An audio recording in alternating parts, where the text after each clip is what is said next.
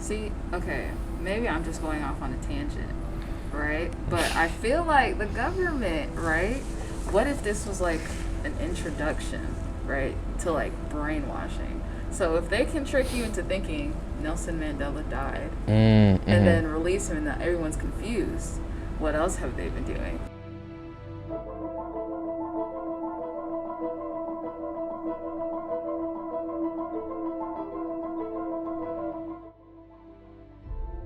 A phenomenon known as the Mandela Effect has taken the internet down an endless rabbit hole.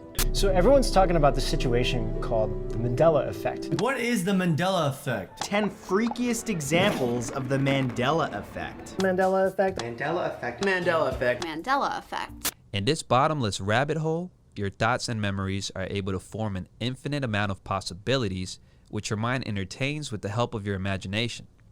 This causes one to wonder and question, what exactly is reality?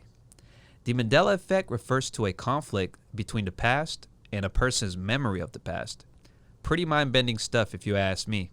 The term was coined by Fiona Broom, a paranormal consultant, back in 2009. It derives from the misconceptions that Nelson Mandela, former president of South Africa, died while in prison back in the 1980s. That's 40 years ago, which says a lot. But in reality, Nelson Mandela was liberated in 1990 and was very much alive. His fist was clenched. Nelson Mandela walked out of Victor Verster prison today like a chief of state, flanked by his first lady and by the men who'd been hired to protect him. There they were, the South African State Police, providing security for the man who'd once been the most wanted man in Africa. He eventually passed away in 2013.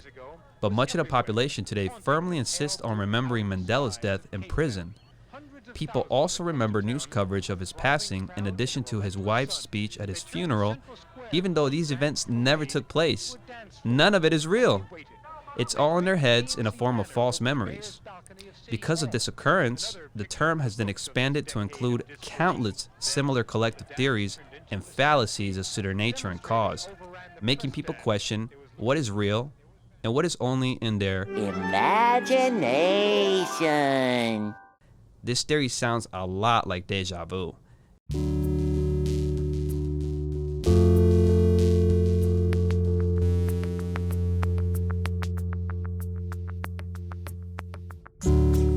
A lot of you may be familiar with the term déjà vu, which is a French term meaning already seen. We experience déjà vu all the time. It's a crazy phenomenon that even scientists have trouble explaining. The best explanation I could find on the web describes déjà vu as a little glitch. Your memory system experiences two feelings at the same time, a feeling of familiarity and a feeling of novelty. What you may not have heard of is the term jamais vu, contrastingly meaning never seen. Have you ever looked at a word for a long time and started to think, well, this doesn't look right? The word is spelled correctly, but it just doesn't look right. Somehow, the Mandela Effect holds elements of these two phenomenons. You think you know the occurrences of something, but it just so happens that you never really knew. Now, why is this even a thing? Have you ever wondered that? What is the purpose for this feeling? Maybe it's a reason bigger than we know. See, okay, maybe I'm just going off on a tangent, right? But I feel like the government, right? What if this was like an introduction, right, to like brainwashing? So if they can trick you into thinking Nelson Mandela died and then release him and that everyone's confused, what else have they been doing? It's not the first time there have been governments trying to like mess with their, or just like experiment with the population just to see like for their own interest. There's an emotional core to each of our memories, and when you eradicate that core, it starts its degradation process.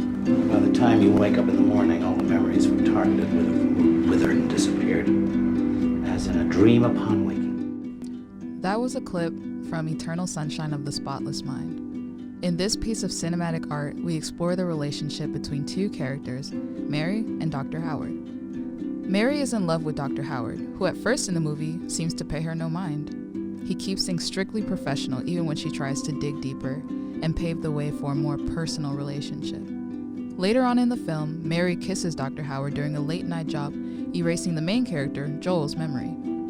In a series of unfortunate events, Dr. Howard's suspecting wife drives by the house where they are at and witnesses the kiss. Mary tirelessly apologizes to her, but Mrs. Howard exposes that this has happened before. Mary just doesn't remember, because she had her memory erased. That's kind of what jamais vu, déjà vu, and the Mandela Effect sort of relate to in a crazy, almost barely touching continuum, a type of memory erasure. On Fiona Broom's website, she clearly defines the Mandela Effect as having a clear memory of something that never actually happened in this reality. She writes, "My favorite conversations were in the early days of the Mandela Effect.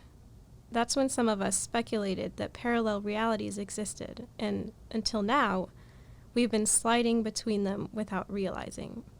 People on the internet have recently coined the phrase, "a glitch in the system," to explain instances exactly like this.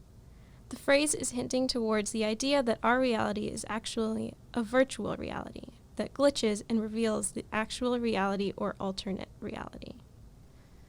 So according to this theory, we have been seeing into alternate realities, and the Mandela Effect occurs when many of us remember moments and facts from those alternate realities that never actually happened in our universe. The main example, of course, is the death of Nelson Mandela. In this situation, many people have recollection of Nelson Mandela dying in prison in the 1980s. However, that never actually happened. So in theory, if there are in fact multiple universes, and that's how this false memory was created, Nelson Mandela did die in prison in the 1980s, just not in this reality. A common Mandela Effect example that's been catching attention on the internet in 2020 is that of the Berenstain Bears. Somewhere deep in bear country lives the Berenstain Bear family. The theory goes like this. Many people remember the popular early 2000s child book series as the Berenstain Bears, spelled with an E.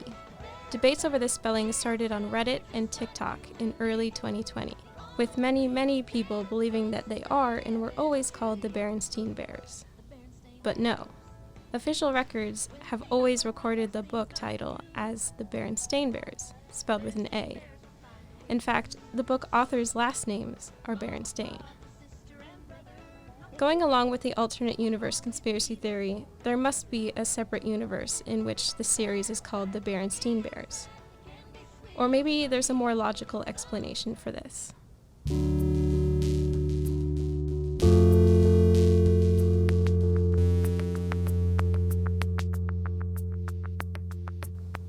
Many scientists have explained the Mandela Effect as simply recalling false memories. People often fill in the gaps in their memories to make them make more sense, or replace real memories with a more favorable fantasy. After a while, those fantasies turn into real memories, and we forget how scenarios actually happened. The University of California conducted a study in 2013 to gain a little more understanding as to why people create false memories and how often it actually occurs.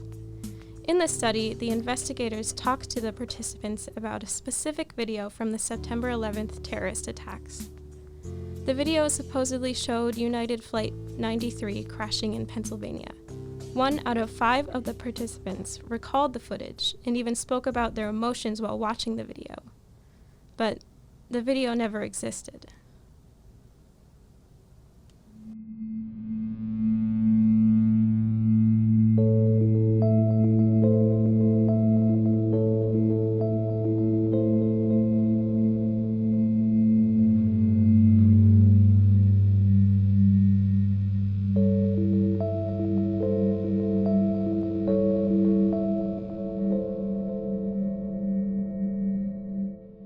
We know this is a lot to digest, and with the help of the internet as well as a few movies, we think we can come to this one conclusion that the Mandela Effect is simply an endless rabbit hole, a type of memory erasure.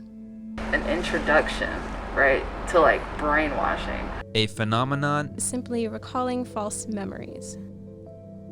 Still a mystery. What do you think?